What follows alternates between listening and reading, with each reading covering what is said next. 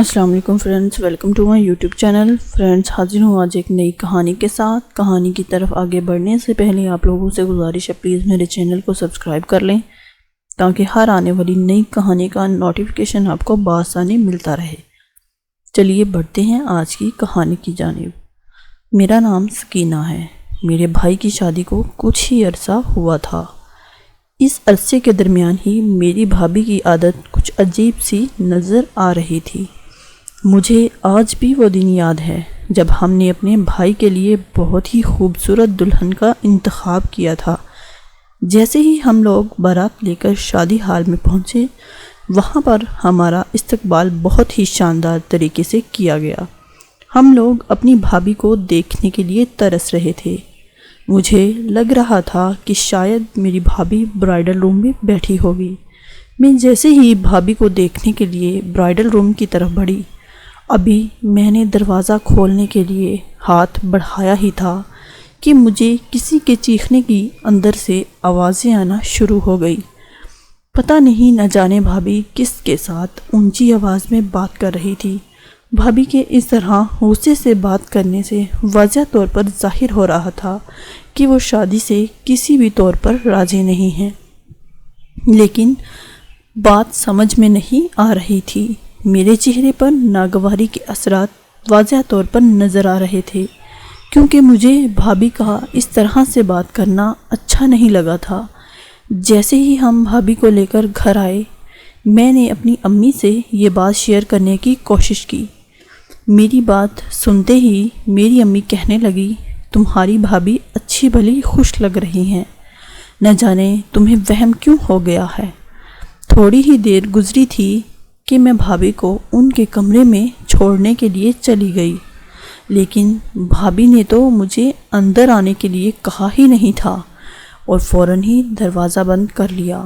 یہ بات میرے لیے بہت ہی زیادہ ناقابل برداشت تھی کہ نہ جانے بھابھی نے میرے ساتھ اس طرح کا رویہ کیوں اختیار کیا تھا۔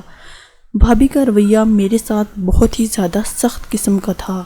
ایک دن میری بھابھی مجھے کہنے لگی کہ مجھے اپنے کچھ کپڑے لینے کے لیے بازار جانا پڑے گا۔ میں نے کہا کہ آپ بھائی سے اجازت لے لیں۔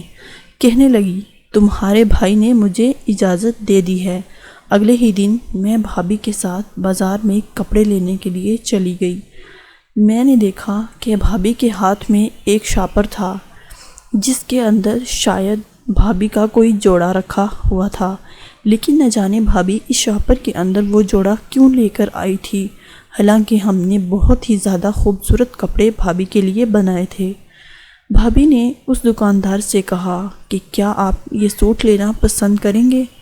ابھی بھابھی نے اتنی ہی بات کی تھی کہ بھابھی کے چہرے سے نقاب سے رکھ کر نیچے اتر گیا، جسے دیکھتے ہی دکاندار فوراً ہی کہنے لگا، میں یہ سوٹ لینے کے لیے تیار ہوں۔ پتہ نہیں بھابھی نے اس سوٹ کے اندر ایسا کیا چھپایا ہوا تھا۔ پہلے تو دکاندار نے لینے سے انکار کر دیا، لیکن بعد میں وہ خود ہی مان گیا۔ اس نے بھابھی کو کافی زیادہ رقم تھما دی۔ تھوڑی سی دیر میں بھابھی کو میں لے کر گھر واپس آ گئی۔ مجھے بھابھی کی حرکتیں کچھ پراسرار لگ رہی تھی۔ ایک دن مجھے اچانک پیاس محسوس ہوئی اور میں پانی پینے کے لیے کچن میں چلی گئی۔ میں نے دیکھا کہ کوئی گیٹ کے سامنے کھڑا ہوا تھا۔ نہ جانے وہ کون تھا۔ پہلے تو میں نے اسے اپنا وہم سمجھا، لیکن پھر میں نے اپنے کمرے میں جانے کا سوچا، لیکن ہمت کر کے میں گیٹ کی جانب بڑھ گئی۔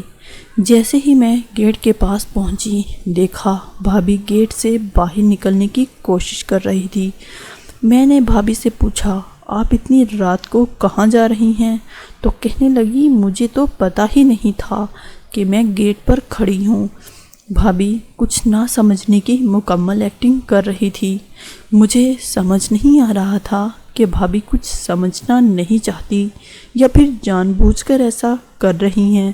پھر میں نے بھابھی کو کہا کہ اپنے کمرے میں جا کر سو جائیں، کافی دیر ہو گئی ہے اور رات بھی کافی ہو چکی تھی۔ بھابھی کہنے لگی، لیکن تم اس وقت یہاں کیا کر رہی ہو؟ میں نے کہا کہ مجھے پیاس محسوس ہوئی تھی، اس لیے میں یہاں آئی تھی۔ پھر کہ میں نے دیکھا کہ آپ اتنی رات کو نہ جانے گیٹ پر کیا کر رہی ہیں، حالانکہ بھائی تو گھر پر موجود بھی نہیں تھے۔ میرا بھائی کام کے سلسلے میں شہر سے باہر گیا ہوا تھا۔ میری امی مجھے کہنے لگی تم اپنی بھابھی کے ساتھ سو جانا۔ پہلے تو میں نے انکار کر دیا، لیکن امی کے اصرار کرنے پر میں بھابھی کے ساتھ سو گئی۔ مجھے نیند نہیں آ رہی تھی۔ میں نے خود کو سلانے کی مکمل کوشش کی۔ اچانک دروازہ کھلنے کی آواز آئی۔ میں نے دیکھا کہ بھابھی کمرے سے باہر جا رہی ہیں۔ میں بھی بھابھی کے پیچھے جانے کی کوشش کرنے لگی، لیکن جیسے ہی میں باہر گئی تو بھابھی مجھے کہیں بھی نظر نہ آئی۔ نہ جانے وہ کہاں چلی گئی تھی۔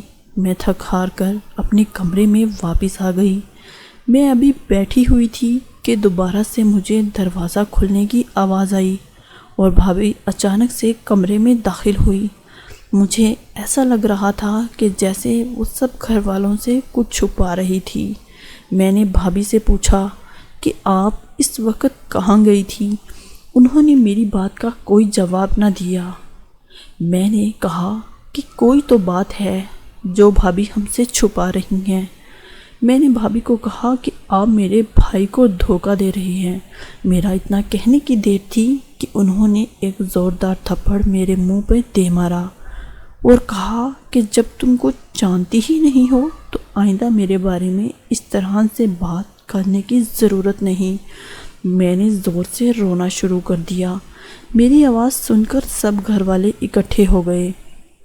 میں نے سب کو بتا دیا کہ رات کو بھابھی گھر پر نہیں تھی، حالانکہ میں نے سارے گھر کی تلاشی لی تھی۔ وہ کہیں پر بھی موجود نہیں تھی اور نہ ہی مجھے کہیں ملی۔ میرے بھائی کی نظریں میری بھابھی پر جمی ہوئی تھی۔ میری بھابھی ایک سوالیہ نشان بن کر سب کے سامنے کھڑی تھی، لیکن انہوں نے ابھی تک کوئی بھی جواب نہیں دیا تھا اور بھاگ کر خود کو کمرے کے اندر بند کر لیا۔ اپنے کمرے میں چلی گئی، لیکن بھائی نے ان کا پیچھا نہیں چھوڑا اور کچھ ہی دیر بعد بھائی نے بھابھی کو گھر سے باہر نکال دیا۔ جاتے جاتے وہ مجھے بہت ہی زیادہ غصے سے دیکھ رہی تھی۔